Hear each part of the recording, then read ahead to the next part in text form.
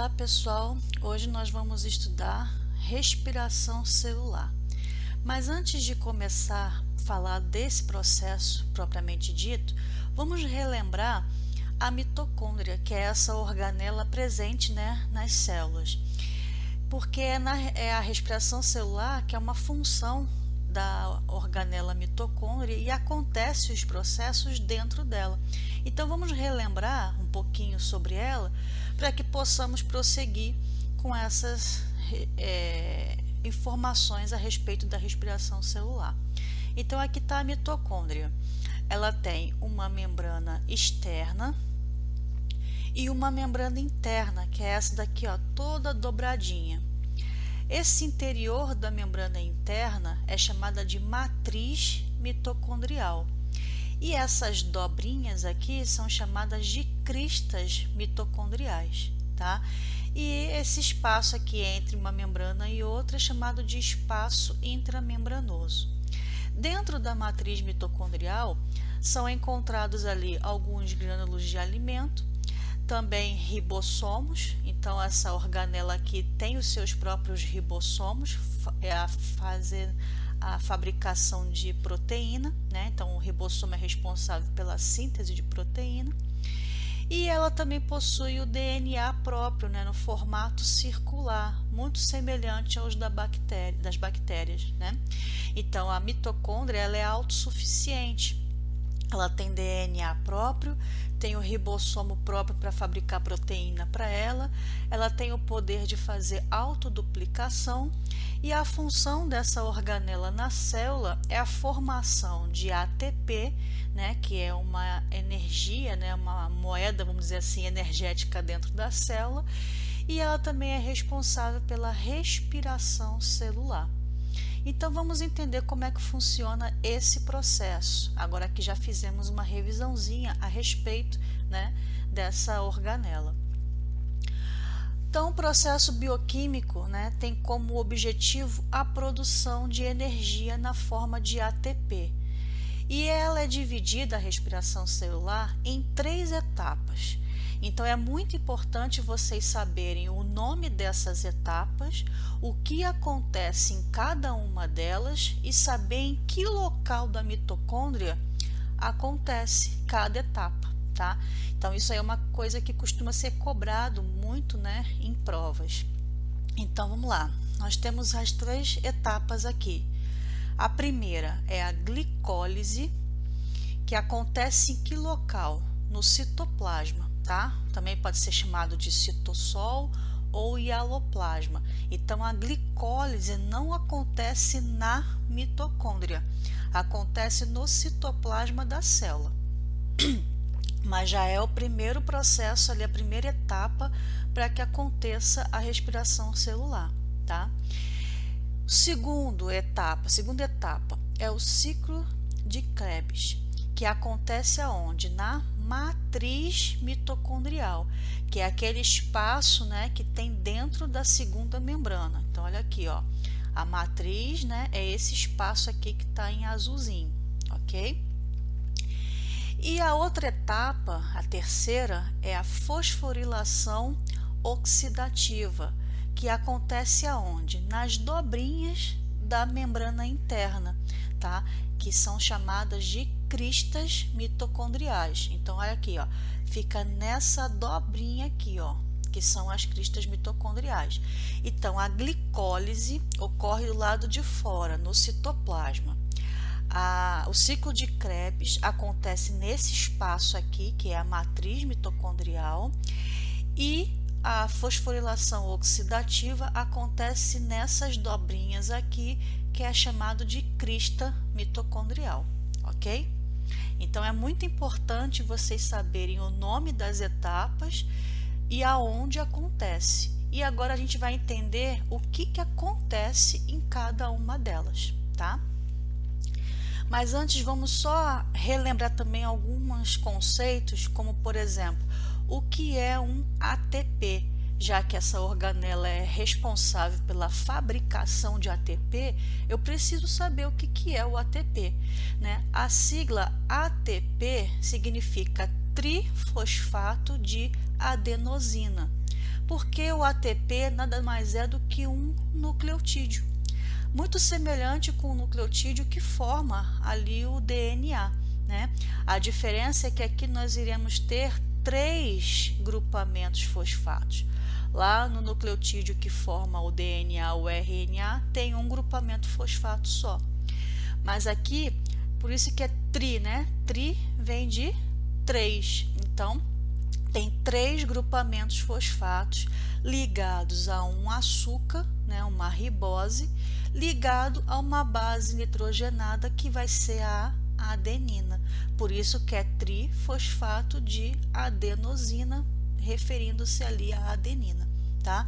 E ela é a molécula energética da célula. Então a célula, o que ela faz? Ela transforma tudo que ela recebe de nutrientes, como carboidratos, lipídios, ela transforma tudo isso em ATP, para facilitar o processo da célula, né? Quando precisar de energia para alguma coisa, para algum metabolismo, né? Ela ter ali disponível. Porque vamos supor que a célula esteja precisando de energia. Até ela pegar o carboidrato ou o lipídio, transformar isso em ATP para usar, né, já pode ser tarde demais. Então, o que ela já providencia? Todo o carboidrato, todo o lipídio, toda a nutrição que entra na célula, automaticamente é transformada em ATP. E às vezes fica até armazenado ali, para que quando ela precisar, já está formadinho ali, é só ela utilizar. Tá? Então, toda a energia que a célula vai precisar é sempre usada na forma de ATP. E falando também em metabolismo, o que é metabolismo? Metabolismo são aquelas reações químicas que acontecem ali dentro da célula para construir uma molécula ou quebrar uma molécula para gerar também a energia, tá? Quando eu tenho a construção, eu chamo de anabolismo, tá? Então todo o processo de construção de moléculas é chamado de anabolismo. Coloquei até um exemplo aí, né? A glicose é a glicose que vai ser formada lá na fotossíntese, quando a planta, né, fizer a fotossíntese. Então ela vai pegar ali gás carbônico, água, luz do sol, transformar aquela energia luminosa em energia química, né? Ela transformar ali num carboidrato, que é a glicose, então ela está construindo uma molécula. Isso é um anabolismo. E quando eu faço o processo contrário, né, que é um catabolismo, é quando eu pego essas moléculas e quebro ela, né? Então, reações metabólicas que quebram moléculas é chamada de catabolismo, que é o que acontece justamente na glicólise.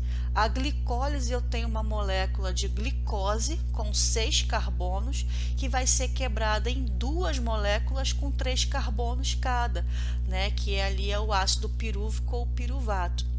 Então, essa quebra da molécula de glicose, né, que acontece no processo chamado glicólise, né, por isso, né, que o nome é glicólise, porque está quebrando a glicose.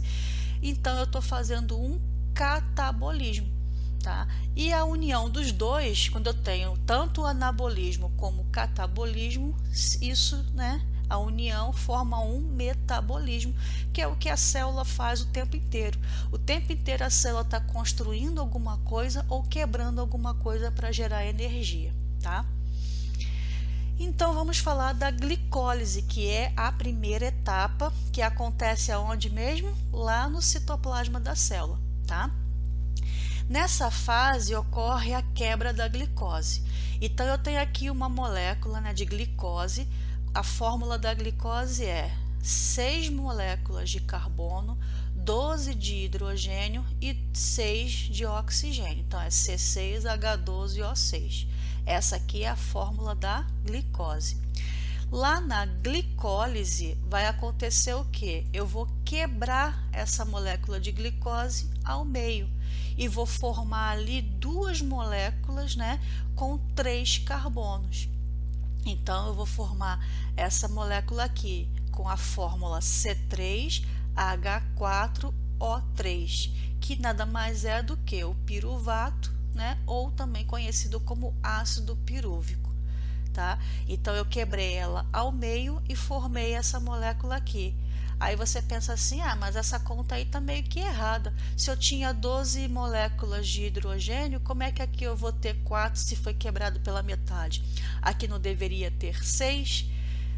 Mas só que acontece o seguinte, 2 prótons de hidrogênios não vão ficar ligados a essa molécula, eles vão ser liberados na reação, né?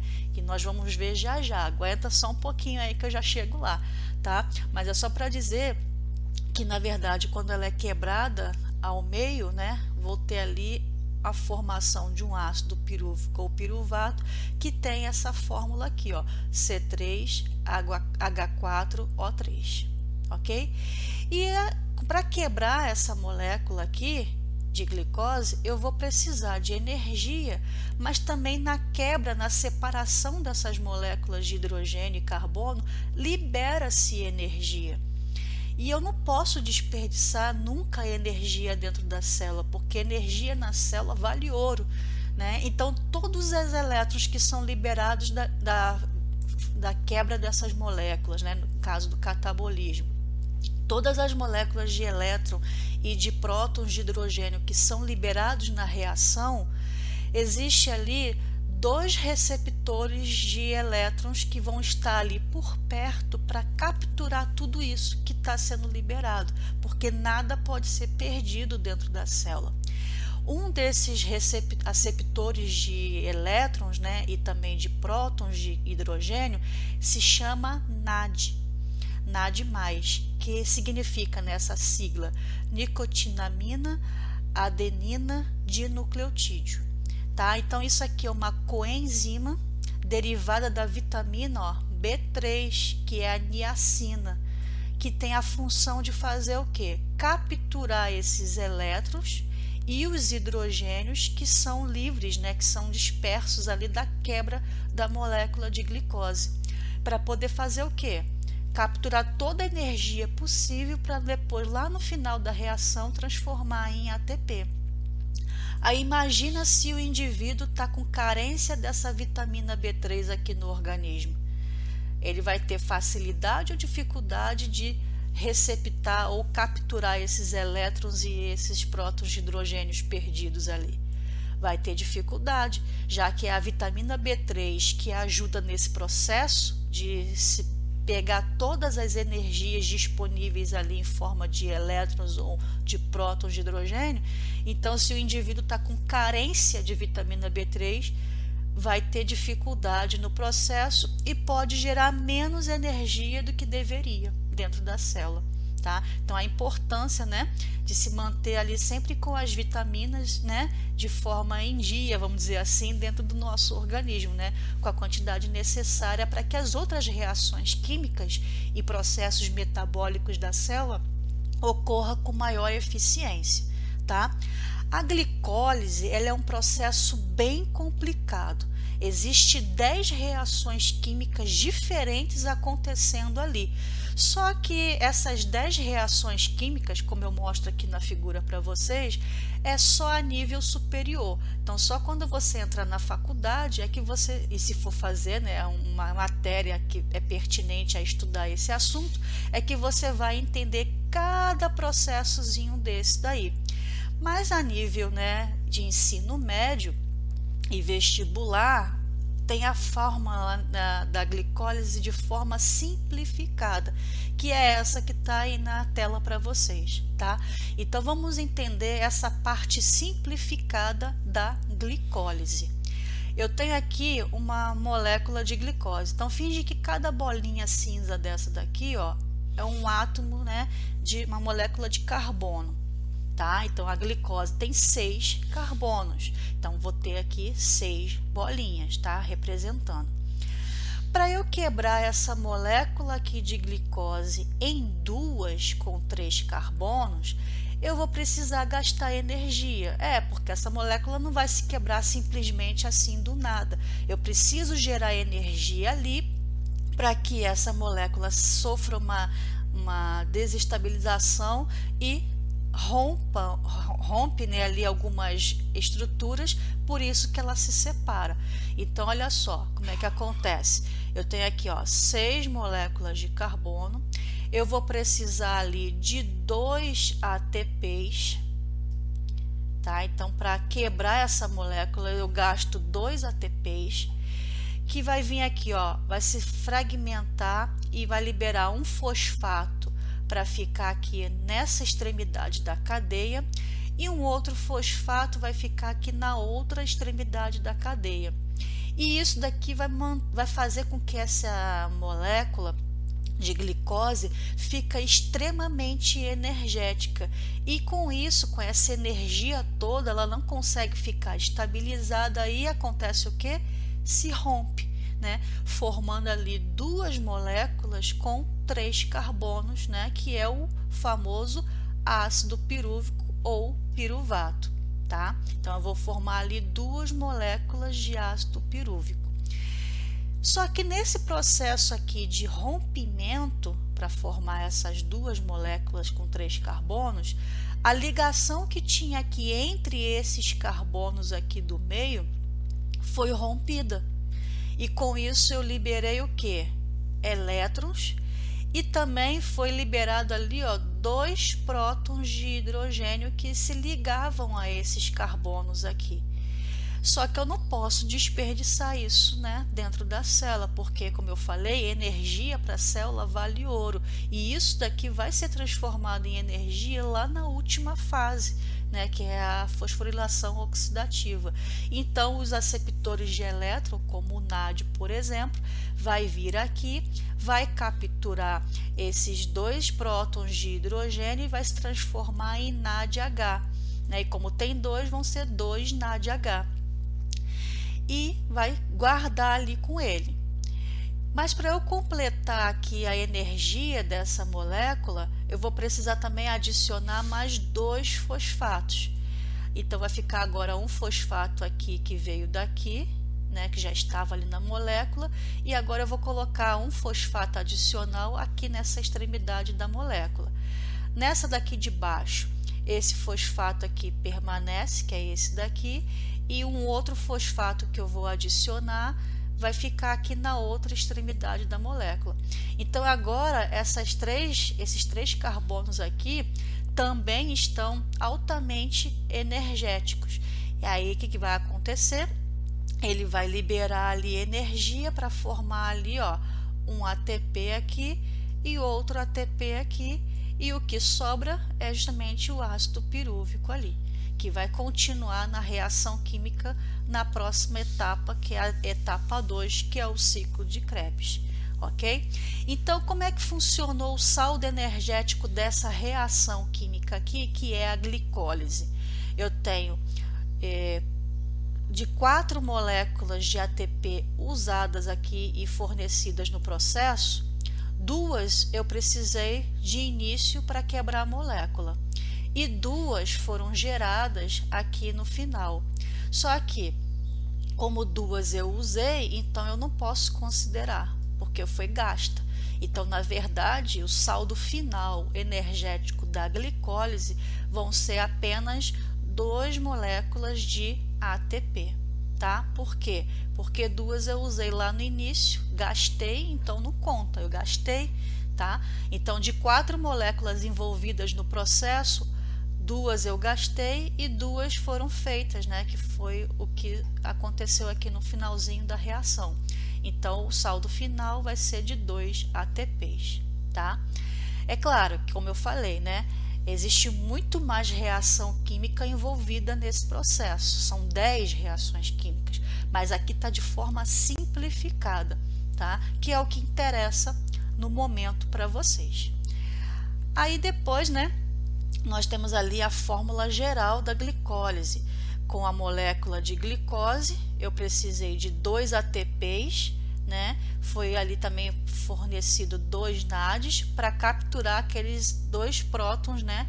Que foram liberados ali da quebra da molécula de glicose, e também os elétrons. Então, de uma molécula de glicose mais 2 ATPs mais 2 NAD, eu formei 2 moléculas de ácido pirúvico, mais 2 ATPs, mais 2 NADH e 2 prótons de hidrogênio que foram liberados. Esses 2 prótons de hidrogênios aqui são aqueles outros 2 que estariam aqui ligados a esse, né? Porque se tinham 12 carbonos aqui, aqui deveria ter 6, mas tem 4, porque os outros 2 complementares aqui foram liberados e ficou solto ali na reação química. E o NAD foi lá e capturou ele, tá? Então, a glicólise, ela não produz água nem gás carbônico, né? E o fato dela não utilizar também oxigênio na reação, então nós chamamos essa fase, que é a glicólise, de fase anaeróbica, porque anaeróbica é na ausência de oxigênio. Então, se na célula não tiver oxigênio, no momento da formação lá do ácido pirúvico, ele vai fazer a fermentação. Mas se tiver oxigênio, lá depois, quando começar o ciclo de Krebs, aí vai ser feita a respiração celular. Entenderam isso daqui? Então, o oxigênio, ele não participa da primeira etapa, que é a glicólise, mas ele sinaliza para a célula o que ela vai fazer dali para frente. Ou seja, se o oxigênio que estava ausente na glicólise continuar ausente depois do final da glicólise, a célula não vai fazer respiração celular, vai fazer o quê? Fermentação. E lembra quais são os 3 tipos principais de fermentação que existe? Temos a fermentação alcoólica, a fermentação lática e a fermentação acética, né? Se você não lembra direitinho disso, tem uma aula aqui falando só sobre fermentação. Aí assiste lá novamente. Mas se o oxigênio, depois que a glicólise aconteceu, permanecer ali na reação química, não interagindo com a reação, mas estando presente na reação, o que a célula vai fazer?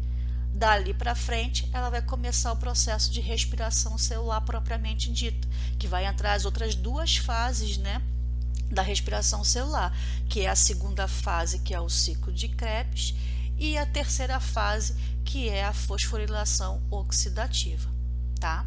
Então, o oxigênio, ele é um indicador para a célula do que ela tem que fazer ali.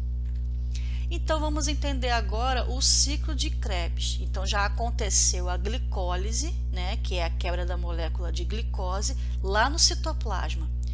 Aí eu formei 2 moléculas de ácido pirúvico.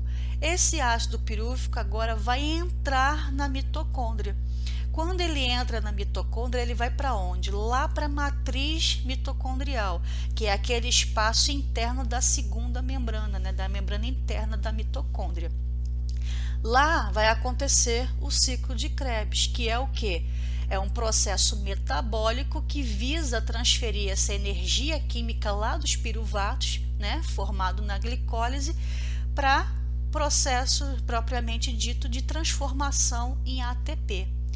Aí agora eu vou ter também a presença de 2 aceptores de elétrons, né? Um a gente já conheceu, que é o NAD.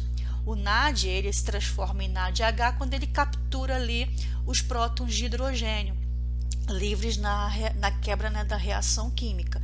E esses prótons são mais energizados. Então, o NAD, a função dele é capturar energia que seja o quê? Mais forte, mais energizada. Mas tem também o FAD. O que significa a sigla FAD? Flavina adenina dinucleotídeo, tá? Esse aceptor de elétron aí, ele vai pegar aqueles elétrons que são menos energizados. Mas já falamos, né? Energia dentro da célula é ouro para ela, então não posso desperdiçar nada, nem aquele menos energizado, nem muito menos, né, o mais energizado. Eu tenho que capturar tudo, porque tudo isso, né, vai contar muito lá na terceira fase, para gerar mais energia ainda em forma de ATP. E quem descobriu tudo isso, né, no caso do ciclo de Krebs, foi um cientista chamado Adolf Krebs. Por isso que o nome, né, ciclo de Krebs, em homenagem a ele mesmo, que foi o que descobriu ali todo esse processo dentro da célula, tá? Então vamos entender como que funciona então o famoso e temido, né, ciclo de Krebs. Por que temido? Porque tem muita gente que acha difícil, né, entender esse processo. É claro que tem muita coisa envolvida aí, mas é claro que também a nível de ensino médio e também é de forma simplificada e não é tão difícil assim de entender. Vamos lá. Então, já aconteceu lá a quebra da glicose em 2 moléculas, né, de piruvato. Então, cada molécula de piruvato vai fazer essa reação química aqui no ciclo de Krebs. Então, lembre-se que isso daqui acontece 2 vezes, ou seja, uma vez para cada piruvato. Tá? Então, tem que ter cuidado com isso, porque aqui na figura está mostrando uma só, mas tem que lembrar que para cada piruvato vai acontecer um processo desse. Então, na verdade, o ciclo de Krebs vai acontecer 2 vezes, uma para cada piruvato que entra na reação, tá? Então, vamos lá. O piruvato, ele tem ali 3 carbonos.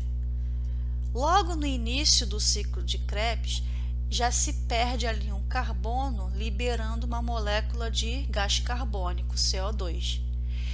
E vai ter a união dessa molécula, né, com menos um carbono, então vai ficar ali uma molécula com 2 carbonos apenas, mas vai entrar uma enzima aí na questão, que é a coenzima A. Então vai formar ali uma molécula, né, com essa enzima, junto com os 2 carbonos que sobraram daqui, que vai formar a famosa acetilcoenzima A. Essa acetilcoenzima A vai se unir com essa molécula aqui, ó, o oxacelatato, tá? Então, que tem o quê? 1, 2, 3, 4 carbonos. Então, a acetilcoenzima A, que vai ter 2 carbonos, vai se unir com essa molécula com 4 carbonos, formando uma molécula com 6 carbonos, chamado de citrato.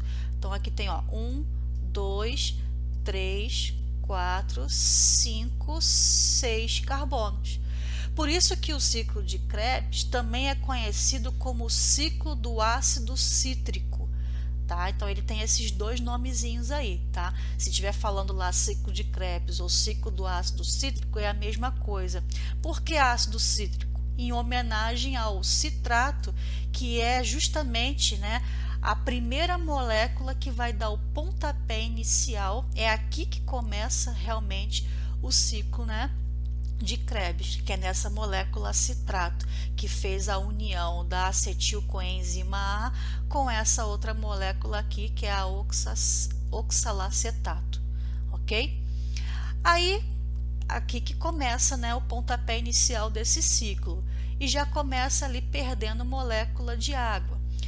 Perdendo essa molécula de água e também ganhando outras moléculas, vai se transformar nessa molécula aqui, que é a isocitrato, também com 1, 2, 3, 4, 5, 6 carbonos. Mas quando chegar nessa reação química aqui, ele vai perder uma molécula de CO2, que é gás carbônico, e com a perda dessa molécula de CO2 se libera ali também prótons, né, de hidrogênio e elétrons, que os NADs vão lá capturar.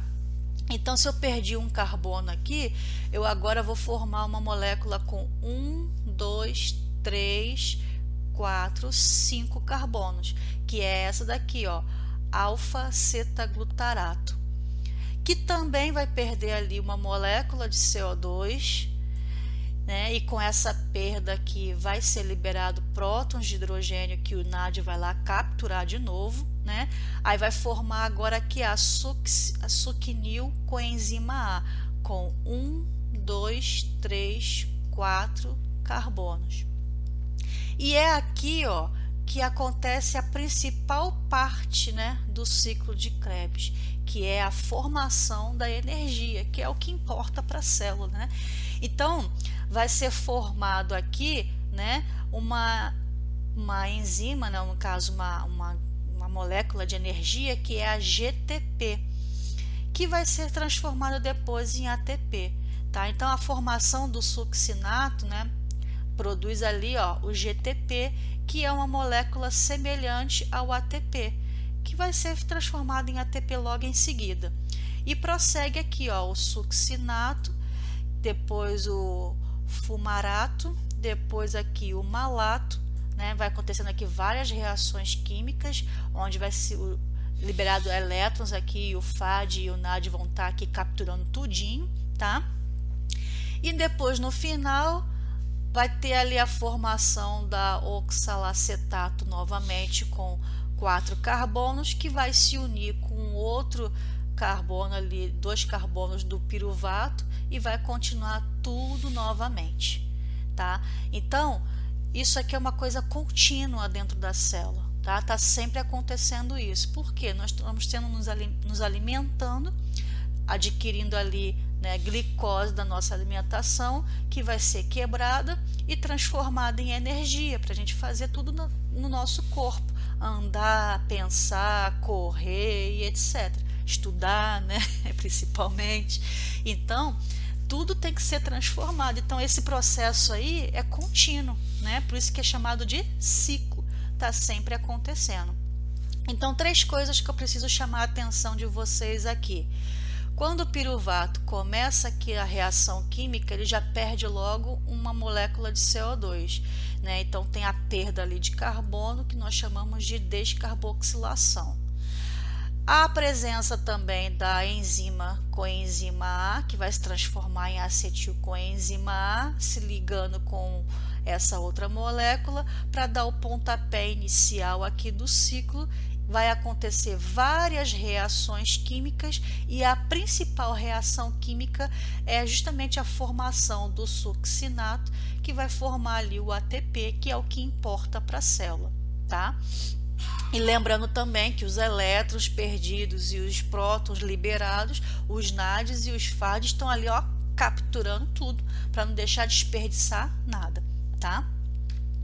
Então, a cada ciclo de Krebs é produzido 6 NADH, 2 FADH2 e 2 GTP, que vai ser transformado em ATP depois no final. A liberação de dióxido de carbono, né, que é o CO2, e só acontece em ambiente aeróbico, né, porque se não tiver o oxigênio, a célula vai fazer fermentação. Então, por isso que só acontece com a presença do oxigênio para indicar à célula que ela tem que fazer a respiração celular. O oxigênio, como eu já falei, ele não participa da reação, mas ele sinaliza para a célula que ela tem que fazer o quê? Respiração celular ao invés de fermentação, tá? E muito contrário também do que as pessoas pensam, as plantas também fazem respiração celular, tá? Principalmente em que ocasião? Na germinação da semente, que é quando a semente vai precisar de o máximo de energia possível para fazer o quê? Germinar, né? E é o ciclo de Krebs que vai fornecer energia para que esse processo ocorra, tá? E agora indo para a última fase, que é a terceira etapa da respiração celular, que é a fosforilação oxidativa, mas também ela é conhecida como cadeia respiratória, tá? Então, tanto faz eu chamar de fosforilação oxidativa ou cadeia respiratória, é o mesmo processo, tá falando da mesma coisa, tá? E o que acontece então na fosforilação oxidativa? Também é um processo metabólico que vai fazer o que agora? Lembra do NAD e do FAD? Toda a energia que ele capturou dos elétrons e dos prótons de hidrogênio da reação química que foi liberado, eles não capturaram tudo? Então agora o que eles vão fazer? Transformar tudo aquilo que eles capturaram em ATP, que é o trifosfato de adenosina. Né? Então, um processo metabólico que visa utilizar a energia contida lá nos NADs e nos FADs para a produção de ATP. Tá? Também é um processo aeróbico, porque conta com a presença do oxigênio. E temos também ali uma teoria chamada de teoria quimiosmótica, que diz que a energia da difusão facilitada dos prótons de hidrogênio é usada para a formação de ATP. E quem falou isso foi um cientista chamado Peter Mitchell. Lembra o que é difusão facilitada? É quando, né, nós temos ali alguma substância que ela passa a favor do gradiente de concentração, então não tem gasto de energia, tá? Então ela vai passar, ela é facilitada porque ela vai passar por dentro da onde? De uma proteína de canal.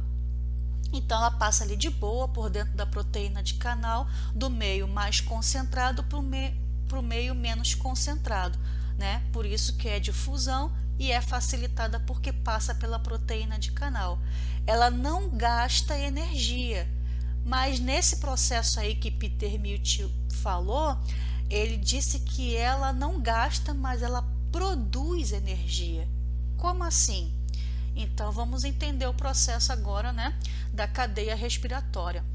Então lembra que os NADs e os FADs, né, capturaram lá os elétrons e os prótons de hidrogênio. Quando chega aqui na fosforilação oxidativa ou cadeia respiratória, eles vão liberar tudo aquilo que eles capturaram.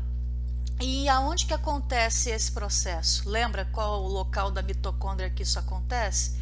Justamente nas cristas mitocondriais, que é aquela dobrinha da membrana interna da mitocôndria. Então aqui, ó, eu tenho simbolizado o que? Justamente essa membrana, que ela tem o formato semelhante com a da membrana plasmática, né? Que é uma bicamada lipídica, tá? Então aqui tem os fosfolipídios aqui, então isso aqui fica a membrana dessas cristas mitocondriais, que é a membrana interna da mitocôndria. Tem também ali a inserção das proteínas, né, de canal, periférica, integral e etc. Então os NADs e os FADs vão chegar aqui e vão liberar todos aqueles elétrons e prótons de hidrogênio que eles capturaram lá das reações químicas anteriores. Aí os elétrons vai fazer o quê? Vai passear aqui, ó, vai caminhar por dentro de todas essas proteínas, porque essas proteínas, elas são proteínas do tipo transportadoras de elétron. Então, de uma proteína para outra, esse elétron ele vai passando até chegar aqui no final, que eles são atraídos pela molécula de oxigênio que tem ali presente na reação. Então, o oxigênio ele vai atrair todos esses elétrons a passar por dentro das proteínas transportadoras até chegar aqui no final. E os prótons de hidrogênio, o que acontece com eles?